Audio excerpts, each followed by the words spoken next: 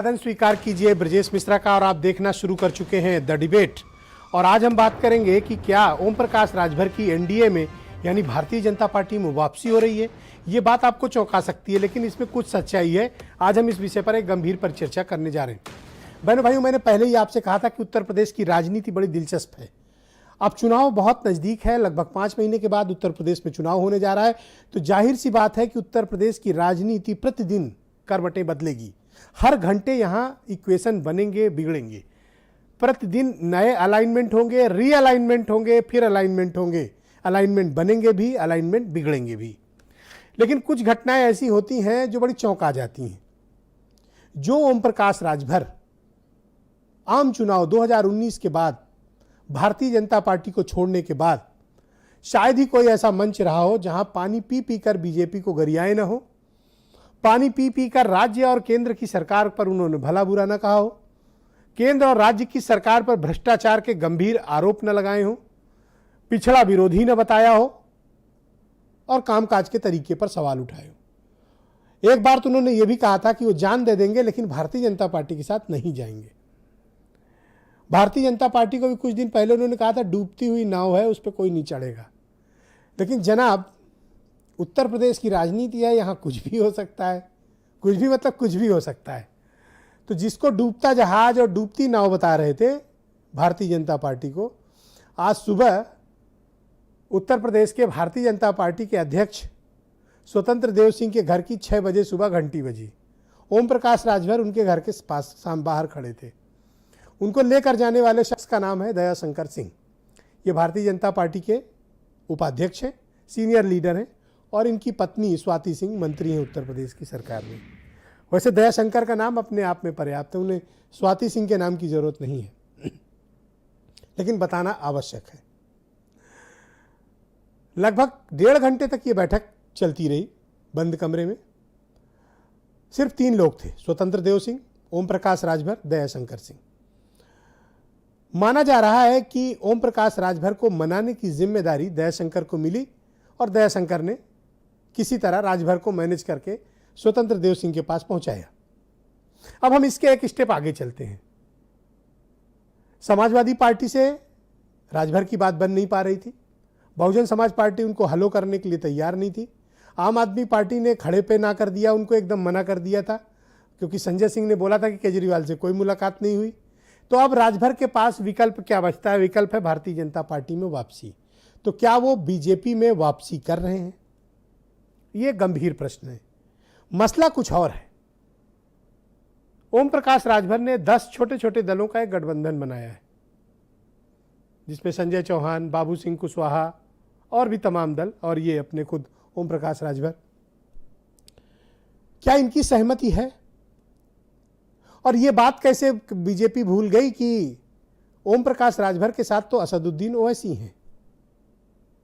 क्या ये कोई और गेम खेला जा रहा है? पर्दे की आड़ के पीछे कुछ और चल रहा है? क्योंकि राजभर का ये कदम उनको खुद को तो एक्सपोज कर ही गया, साथ में एएमआईएम को भी एक्सपोज कर गया, क्योंकि उनके ऊपर आरोप लगते हैं कि बीजेपी की बी टीम है। ये तस्वीर आप देखिए। ये तस्वीर बताती है कि पर्दे के पीछे उत्तर प्रदेश में खेल कुछ और चल रहा था, लेकिन कोई बाहर खड़ा था, ये फोटो खींच ली। अब मैं नहीं जानता कि ये फोटो इंटेंशनली बीजेपी ने खिंचवाई है या ओम प्रकाश राजभर को फंसा के ट्रैप में बदनाम कर दिया या उनके ऊपर ठप्पा लगा के छोड़ दिया। मुझे दूसरी वाली बात ज्यादा ठीक लग रही है। ओम प्रकाश राजभर जो खुद दूसरों को अपने ट्रैप में लेते हैं, ऐसा प्रतीत होता है कि वो बीजेपी के जाल में फंस गए और उनकी तस्वीरें सार्वजनिक हो गई आज की मुलाकात की। लेकिन क्या ओम प्रकाश राजभर असदुद्दीन ओवैसी को छोड़ेंगे? फिर बीजेपी पर यह आरोप तो फिर और लगेगा कि ओवैसी और भारतीय जनता पार्टी के बीच कोई अंदर खाने डील है।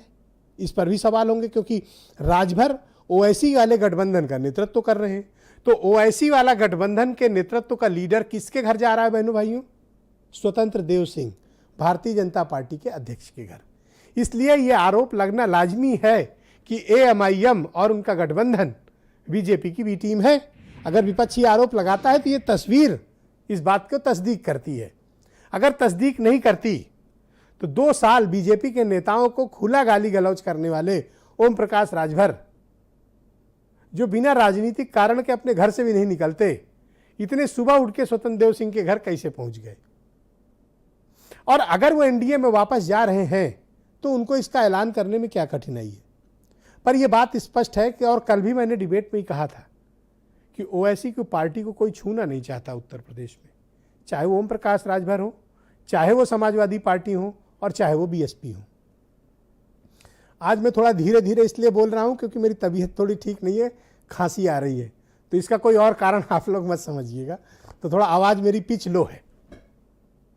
इसके राजनीतिक निहितार्थ क्या है आज के मुलाकात के? क्या ये मुलाकात ओम प्रकाश राजभर की वापसी के संकेत है और उनका संयुक्त भागीदारी मोर्चा क्या छिन्न भिन्न हो जाएगा? ऐसा प्रतीत होता है। उत्तर प्रदेश में 2 नेता ऐसे हैं जिनको आप प्रिडिक्ट नहीं कर सकते हैं, एक संजय निषाद, दूसरे अब ओम प्रकाश राजभर। क्या राजभर बीजेपी में जा रहे हैं? और क्या बीजेपी बिना राजभर के पूर्वांचल में फंस गई है? जिस आदमी ने 2 साल बीजेपी को खूब गरियाया हो, आखिर बीजेपी की क्या मजबूरी है कि ओम प्रकाश राजभर को गले लगाने के लिए तैयार है? कुछ तो बात है बंदे में, तारीफ करनी पड़ेगी। आप अच्छा माने या बुरा माने, you love him, you are hate him, but you can't ignore Om Prakash Rajbhar. इस बंदे में क्वालिटी है। जो 2 साल बीजेपी को गाली दिया, आज बीजेपी के अध्यक्ष उनको गले लगाने, बाहर छोड़ने आने, हालांकि फोटो भी लीक करवा दी गई उनकी। अब इसको किस प्रकार से देखेंगे ये अलग विषय है, लेकिन आप नजर रखिएगा अगले 5 महीने तक कई दल बनेंगे, कई दल बिगड़ेंगे, कई गठबंधन शेप में आएंगे, कई बिखरेंगे, कई नए नेताओं का जन्म होगा, कई अलाइनमेंट बनेंगे और कई रीअलाइनमेंट होंगे।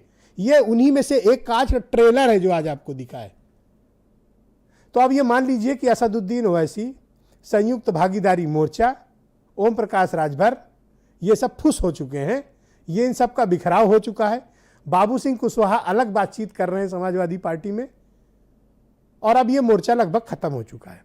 या तो ये मोर्चा बीजेपी ने खत्म करा दिया है, और या ओम प्रकाश राजभर अपनी किसी राजनीतिक महत्वाकांक्षा में इस मोर्चे को कुर्बान कर चुके हैं। कुछ बयान सुनिए आप।